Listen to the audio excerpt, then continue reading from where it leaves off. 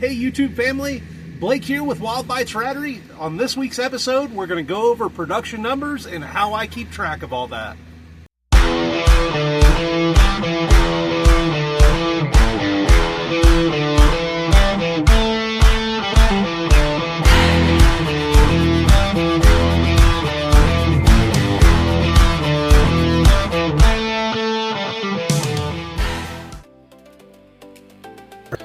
Hey YouTube family, Blake here with Wild Bites with another episode of Rodent Breeding 101.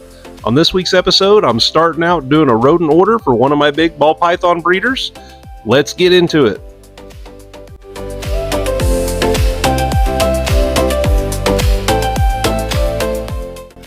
Here's something that is super cool I've never seen before in my years of breeding rodents, but this little guy was born without any tail. Check that out. That's kind of amazing. It appears it wasn't chewed off or anything of that sort. He was just flat born without it. Comment below if you've ever had this pop up before in your colonies. First time for me seeing this one, so we're going to hold it back, grow it up, and see what comes of it.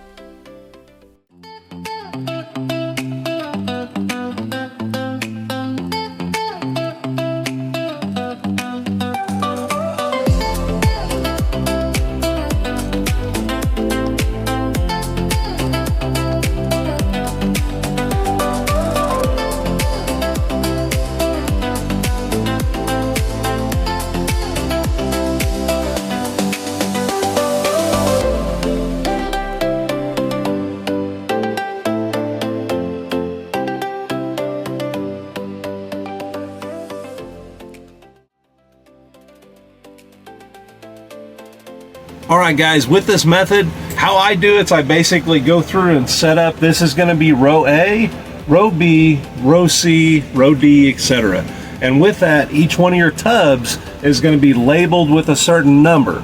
Like in this one's case, I go left to right, but you're going to be 1, 2, 3, and 4. And then same on the second row, on B row.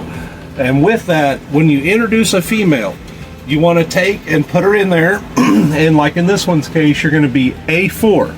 Well, A4 has got female 007, let's say that.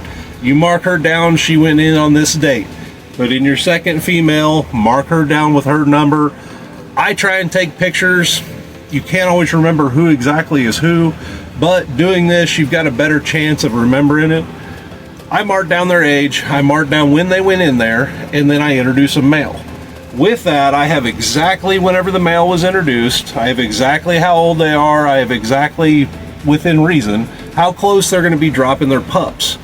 I leave the male in there for 10 days. Now, after 10 days, we pull the male out and he goes down to the next row. And he hangs out with those girls for 10 days. After that, next row, so on and so forth. I do it in a 3-row system to where basically I'm going to have 15 males in this rack particularly. 15 males are going to be moving down every 10 days. So I run through my entire cycle in about 45 days. That lets me know exactly in 10 days he's coming out of here. In 21 to 23 days, she's probably going to be having pups within about a 10-day window. So I can pin down probably within 5 or 6 days exactly when she's going to be dropping her pups. Sometimes closer than that if you catch it. It's not always possible, but you can get awful close. Once I know that, I know exactly when those pups are going to be weaned, which is going to be 3 to 4 weeks after that. So say they're dropped on January 1st. Okay, January 10th, he comes out and goes down to here. And then after that, February 3rd or 4th is when you're probably going to be having these pups. Once they drop, record how many pups are on, 007 or on the other girl, At that point, you're able to know that, okay, 007's having 13 pups this time. Awesome, that's a great litter. The other one had 6. So with her, maybe we want to see, was it the male? Was it her again? But we want to make a note that she had a low pup count. That way we know on next cycle, whether it was just a fluke, whether it was her first. Some of that stuff's going to come into effect. If it's probably her first litter, don't be alarmed, try her again. Probably going to be a lot larger the next time.